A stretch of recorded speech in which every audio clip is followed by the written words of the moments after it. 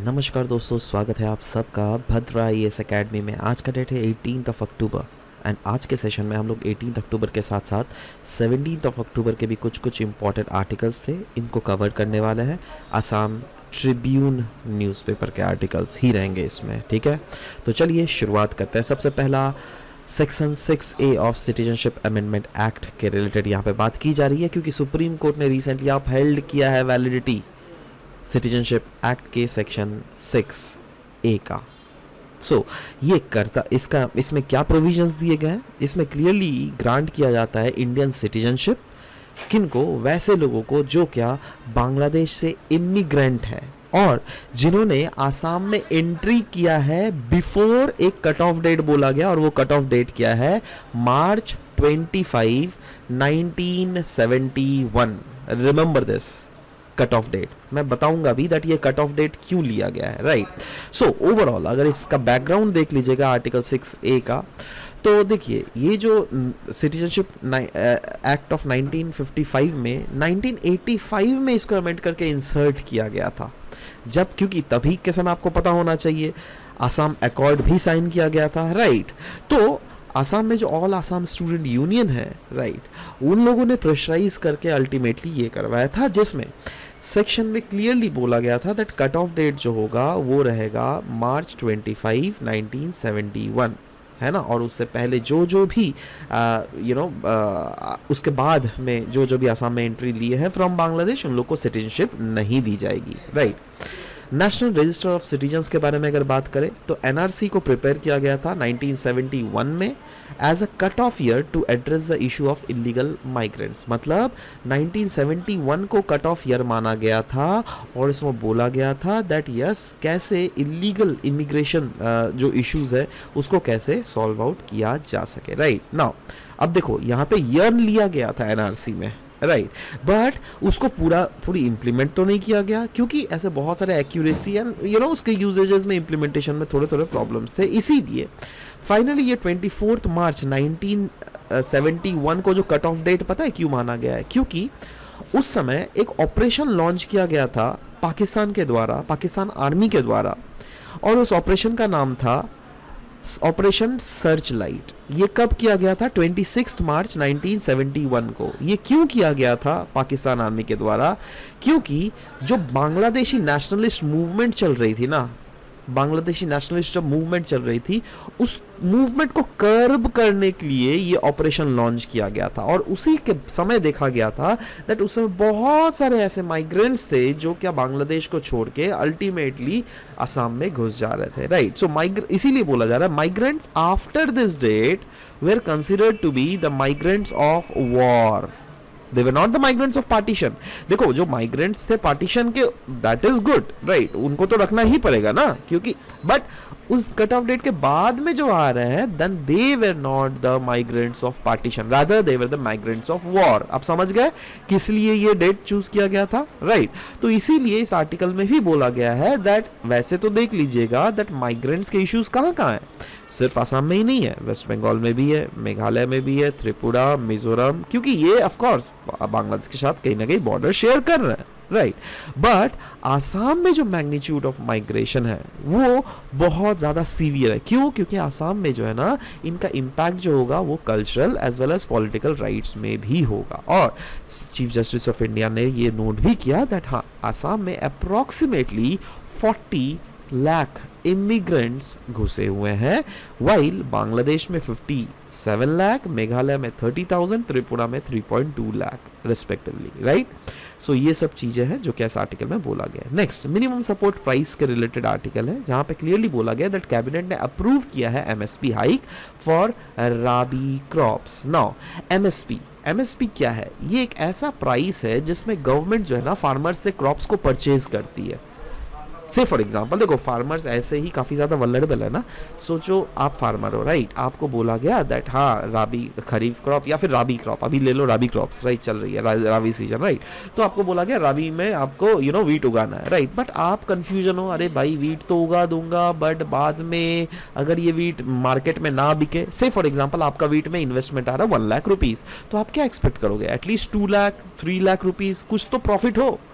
अरे of course जितना investment करोगे उससे ज़्यादा प्रॉफिट तो आपको चाहिए ना, बट आप देखोगे अरे भाई मार्केट में जब भी बेचने जाता हूँ तो वहाँ पे जो मिडिल मैन आ जाते हैं बीच में और वो लोग ही कमीशन खा लेते हैं, इससे आपका प्रॉफिट कम हो जाता है, राइट। तो इसीलिए ये एमएसपी का कॉन्सेप्ट लाया गया है, जिसमें गवर्नमेंट पहले से ही बोल देती है आपको दैट मैं पर क्विंटल आपको इतने पैसे दूंगा। तो आप जब पर क्विंटल, आप जब गवर्नमेंट ने बोल दिया तो आपने कैलकुलेशन लगाया, अच्छा मैंने 1 लाख रुपए इन्वेस्ट किया, अगर इतना क्विंटल हुआ तो उस क्विंटल के हिसाब से तो मुझे अराउंड 3 लाख का फायदा होने वाला है, तो आप तो खुश हो जाओगे ना, वाह, है ना, आपके लिए तो ये अच्छा प्रोपोजिशन हुआ, राइट। तो इसी को कहता है एमएसपी। ये क्या होता है, ये एक फार्मर्स को काइंड ऑफ इंश्योरेंस, मतलब इनडायरेक्टली एक फार्मर को इंश्योर करता है दैट देखो भाई, भले ही अगर फार्म प्राइसेस में बाद में अगर आपके वीट के प्राइसेस में फॉल भी आ गया, बट स्टिल हम लोग आपको ये पैसे देंगे, राइट। तो ये गवर्नमेंट जो अनाउंस करती है ये किनके रिकमेंडेशंस के ऊपर, ये एक कमीशन है जिसका नाम है commission for agriculture cost and prices, CACP। ये जो जब भी रिकमेंडेशंस देती है ना, उनके रिकमेंडेशंस के बेसिस पे ही गवर्नमेंट एक्शंस लेती है। इसकी बैकग्राउंड के बारे में अगर बात करें तो एमएसपी का आइडिया सबसे पहले आया था 1966 को, और ये इंस्पायर हुआ था ग्रीन रिवॉल्यूशन के समय। क्योंकि देखो आप ग्रीन रिवॉल्यूशन एक्चुअली में अगर देख लोगे ना, इंप्लीमेंट होने के लिए एमएसपी का लाना वॉज वेरी इंपॉर्टेंट, क्योंकि गवर्नमेंट तब यही बोल रही थी आप लोग उगाओ, जितना क्रॉप उगाना है उगाओ। तो अरे भाई, तो किसान क्या पागल है क्या, क्यों उगाएगा? किसान को सरकार से कोई एश्योरेंस तो मिलना था ना, तो इसलिए गवर्नमेंट तब एश्योर भी कर रही थी, जी हाँ आप उगाओ, हम आपको हेल्प करने वाले हैं, राइट। सो वही बोला गया है दैट गवर्नमेंट जो है तब से इसका कॉन्सेप्ट ले आई है, और इसके बहुत सारे बेनिफिट्स भी हैं। जैसे एक तो किसानों को फिक्स्ड रिन्यूमरेशन मिलता ही है ना, जो भी हो जाए, भले ही मार्केट में उसके प्राइसेस कितने भी फॉल हो जाए, है ना। अच्छा, आप बोलोगे ठीक है सर, आपने 1 लाख रुपए लगाया, अगर आप गवर्नमेंट को बेच रहे हो तो आप 3 लाख रुपए आपको बेच रहे हो, मतलब 2 लाख का प्रॉफिट हो रहा है। व्हाट इफ दैट अगर आप उसको मार्केट में बेचोगे, तब तो आपको ऐसा भी हो सकता है ना दैट मार्केट में डिमांड ज्यादा बढ़ गया अचानक से। हाँ, अगर आपको मार्केट में बेचना, आप मार्केट में बेचो ना, उसमें गवर्नमेंट तो आपको मना नहीं कर रही है ना। अगर आपको ज्यादा पैसे मिल रहे हैं वो तो अच्छा है ना, गवर्नमेंट आपको मना नहीं करेगी। बट यहाँ पे आपको गवर्नमेंट क्लियरली बोल रही है दैट आपको मिनिमम तो इतना मैं पैसा दूंगा ही, जो हो जाए, दुनिया इधर से उधर पलट जाए, राइट। तो ये है दैट काइंड ऑफ गवर्नमेंट, जब किसानों को फिक्स्ड रिन्यूमरेशन मिल रहा है, राइट। इससे फायदा होगा दैट किसान जो है एक इन्फॉर्म डिसीजन मेकिंग करेगा, क्योंकि किसान को पहले से इन्फॉर्मेशन मिल गई है दैट हाँ भाई इतना पैसा तो मिलेगा, है ना। तो किसान डिसाइड कर पाएगा दैट हाँ उसको क्या क्रॉप उगाना है, उसको किसानों को वीट उगाना है या फिर कोई दूसरा क्रॉप, राबी क्रॉप उगाना है, राइट।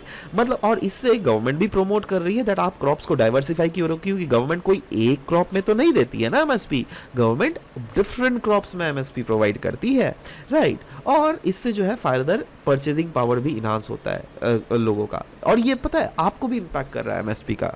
कैसे? जैसे से फॉर एग्जांपल मैं एक कस्टमर हूँ, आप एक कस्टमर हो, राइट। हम लोग को क्या चाहिए, सस्ते दामों में वीट चाहिए, राइट। अच्छा, हमको सस्ते दामों में कैसे मिलेगा, जब किसान जो है सस्ते दामों पर मार्केट में बेच सके। आप सोचिए अचानक से अब प्राइसेस, कोई भी प्रोडक्ट का प्राइस किससे डिफाइंड होता है, सप्लाई, डिमांड सप्लाई में, राइट। अब सोचो अचानक से कोई ऐसा सीजन आ गया जब सप्लाई क्रंच हो गया, है ना, या फिर डिमांड क्रंच हो गया, या फिर या कुछ भी हो सकता है, राइट। सो उस केस में जिससे देखो गवर्नमेंट इसलिए भी ये करती है जिससे क्या अल्टीमेटली एंड कंज्यूमर को वो चीज सस्ते से सस्ते दामों में वो प्रोडक्ट मिल सके, राइट। और एंड कंज्यूमर्स का जो परचेजिंग पावर वो बना सके। नहीं तो अदरवाइज जैसे देखो ना पाकिस्तान में क्या हो रहा है, वो लोग आटा के लिए तरस रहे हैं। अब क्यों तरस रहे हैं, क्योंकि वहां पे आटा का, वीट का प्रोडक्शन ही कम हो रहा है, राइट। वीट का प्रोडक्शन कम हो रहा है बट डिमांड तो ज्यादा है, तो इसलिए आटा का प्राइसेस बहुत ज्यादा फ्लक्चुएट कर जा रहा है, बहुत ज्यादा इन्फ्लेट हो जा रहा है। बट वो चीज क्या इंडियन आपको देखने को मिल रहा है? नहीं, आप आराम से खुशहाली आराम से खा पी रहे हो ये सब, राइट। कोई प्रॉब्लम नहीं हो रहा है आपको, राइट। सो ये सब चीजें हैं बेनिफिट्स ऑफ एमएसपी। नाउ अगर बात करें कितने सारे ऐसे क्रॉप्स है जिसको एमएसपी के अंडर कवर किया जाता है, देखो खरीफ क्रॉप में इन टोटल 14 खरीफ क्रॉप्स है, जिसमें पैडी, ज्वार, bajra, ragi, maize, arhar, moong, urad, then comes cotton, groundnut, sunflower, soybean, sesame, niger seed, ये सब है, राइट। वैसे ही राबी क्रॉप्स के 7 इन टोटल क्रॉप्स है, जिसमें वीट, बार्ले, ग्राम, मसूर, rapeseed and mustard, safflower and टोराई, ये सब आते हैं। और कैलेंडर ईयर के क्रॉप्स जो कुछ ऐसे क्रॉप्स होते हैं जैसे कोपरा, डीहस, कोकोनट्स, जो कोकोनट्स को डीहस किया जाता है, उसको जूट, शुगर केन के लिए भी एक एमएसपी है, बट उस एमएसपी को एफआरपी बोला जाता है। एफआरपी का फुल फॉर्म होता है fair and रिन्यूमरेटिव price, right. So ये सब कुछ चीजें, मतलब इन टोटल जो CACP है ना वो रिकमेंड करती है एमएसपी 22 क्रॉप्स के लिए, राइट। सो ये चीज़ें हैं। और कब कब किया जाता है? सोइंग पीरियड से पहले, है ना, मतलब उगाने से पहले ही गवर्नमेंट को ये बोल देना पड़ता है दैट हाँ मैं इतना एमएसपी तो आपको दूंगा ही। समझ लो बात?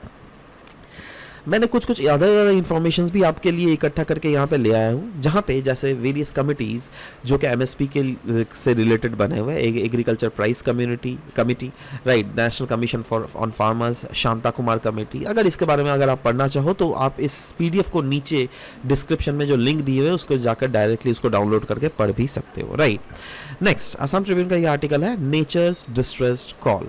रिसेंटली एक लिविंग प्लानट रिपोर्ट रिलीज किया गया था, ठीक, WWF के द्वारा। तो इन्होंने क्लियरली बोला गया, एक वार्निंग जारी किया कि देखो भाई, earth is approaching a dangerous tipping point due to climate change. और ये टिपिंग पॉइंट जो एक सीरियस थ्रेट पोज कर रहा है not only to humanity but also to हमारे पूरे प्लानेट का इकोसिस्टम। और हमारे आने वाले जो नेक्स्ट 5 साल है, next 5 years are very very critical, जिससे क्या हम लोग इस ट्रेंड को रिवर्स कर सकते हैं और एड्रेस कर सकते हैं climate as well as nature के क्राइसिस को, राइट। सो ये लिविंग प्लैनेट इंडेक्स जो है, इसका अगर ओवरव्यू देखें तो ये प्रोवाइड किया जाता है by zoological society of London के द्वारा, जो क्या ट्रैक करता है around 35,000 population trend from around 5,500 species के आसपास ओवर द लास्ट 50 years। और जब ये ट्रेंड को एनालाइज किया गया तो पाया गया है दैट की इकोसिस्टम पैरामीटर्स जो है वो डिक्लाइन हो रहा है। जैसे फ्रेश वाटर इकोसिस्टम डिक्लाइन हो रहा है बाई 85%, टेरेस्ट्रियल इकोसिस्टम डिक्लाइन हो रहा है बाई 69%, मरीन इकोसिस्टम डिक्लाइन हो रहा है बाई 56%। मेजर थ्रेट क्या क्या है वाइल्ड लाइफ के लिए? देखो, मेजर थ्रेट्स अगर देख लोगे टू वाइल्ड लाइफ, वो क्या क्या है? एक तो है हैबिटेट लॉस, है ना। हैबिटेट लॉस किस लिए हो रहा है? हम और आप जैसे लोग ही तो क्या कर रहे हैं दैट जंगल को काट रहे हैं, अपना इंडस्ट्री सेटअप कर रहे हैं, घर बना रहे हैं, ये सब कर रहे हैं, फार्मिंग लैंड के लिए वो जंगल को काट रहा है। ये क्या हो रहा है? उससे जो जंगलों, आप देखो ये जानवर जो है उनका घर क्या है? जंगल ही तो है ना। मैं अगर आपका घर को तोड़ दूं आपको अच्छा लगेगा? नहीं ना। आप तो बोलोगे ना, आप सुप्रीम कोर्ट में जाओगे, आप कोर्ट में जाओगे, आप पुलिस को बोलोगे जिससे मुझे रोकना है। बट मैं अगर एक जानवर का घर को काट रहा हूं तो वो जानवर तो बेचारा पुलिस स्टेशन के पास नहीं, पुलिस के किसको बोलेगा, राइट। सो इसके लिए गवर्नमेंट को ही कानून बनाना पड़ता है, राइट। और ये एक काइंड ऑफ एक क्या बोलूं मैं आपको, ये एक सेल्फ रियलाइजेशन भी होना चाहिए। ये अगर आप देख लोगे दैट एक एथिकल डायलेमा भी मतलब आ जाता है उसमें, है ना। देख, मोरालिटी भी होना चाहिए दैट हाँ हम लोग को हैबिटेट लॉस कम से कम करना चाहिए, राइट। डिग्रेडेशन जिससे कम से कम हो, इससे जो है वो भी सस्टेनेबल वे में रह सकता है wild life, right. Additional threats है ओवर एक्सप्लॉयटेशन, इन्वेजिव स्पीशीज बहुत समय आ जाते हैं जो क्या लोकल स्पीशीज को परेशान करते हैं। बहुत समय ऐसे डिजीजेज होते हैं जिसके कारण लोकल स्पीशीज जो है वो खत्म हो जाता है, राइट। पोल्यूशन एक one of the major factor है जिसके कारण वाइल्ड लाइफ पॉपुलेशन जो है वो डिक्लाइन हो रही है, right. Early indicators of ecosystem collapse क्या क्या है भाई? देखो, पहला तो इंडिकेटर है दैट वाइल्ड लाइफ पॉपुलेशन जो है वो डिक्लाइन हो रहा है, राइट। और ये सिग्नल कर रहा है इंक्रीजिंग एक्सटिंक्शन रिस्क भी। जी हाँ, वाइल्ड लाइफ जैसे डिक्लाइन कर रहा है ना, तो इसके कारण हम लोग को देखने को मिल रहा है धीरे धीरे वाइल्ड लाइफ जो है वो धीरे धीरे एक्सटिंक्ट होने के कगार में पहुंच जा रहा है, right. Scientist emphasize the urgent need to recognize these warning science and take immediate measures. मतलब वही बोल रहा है साइंटिस्ट दैट देखो भाई, जो भी अर्ली साइंस देखने को मिल रहा है इसको हम लोग को जल्दी से जल्दी रेमेडियल मेजर्स लाने चाहिए जिससे कि इसको कंसर्व किया जा सके, राइट। ग्लोबल टिपिंग पॉइंट क्या क्या बोला जा रहा है इसमें, इस आर्टिकल में जो कवर किया गया पोटेंशियल जो ग्लोबल टिपिंग पॉइंट वो बोला गया वो है अमेजॉन रेन फॉरेस्ट जो क्या धीरे धीरे खत्म किया जा रहा है। क्योंकि अमेजॉन रेन फॉरेस्ट को तो बोला जाता है लंग्स ऑफ अर्थ, क्योंकि सबसे ज़्यादा वहाँ पे फॉरेस्ट के वैराइटीज़, फॉरेस्ट के स्पीशीज़ हम लोग को देखने को मिलते हैं। यही नहीं, आप अगर मरीन डाइवर्सिटी बायोडाइवर्सिटी भी देख लीजिएगा तो मरीन बायोडाइवर्सिटी का जो रेन फॉरेस्ट किसको बोला जाता है? Coral reef. जी हाँ, कोरल रीफ्स भी धीरे धीरे डाई आउट हो रहा है। इसके कारण क्या हो रहा है? मरीन फूड चेन पे नेगेटिवली इम्पैक्ट पड़ रहा है, राइट।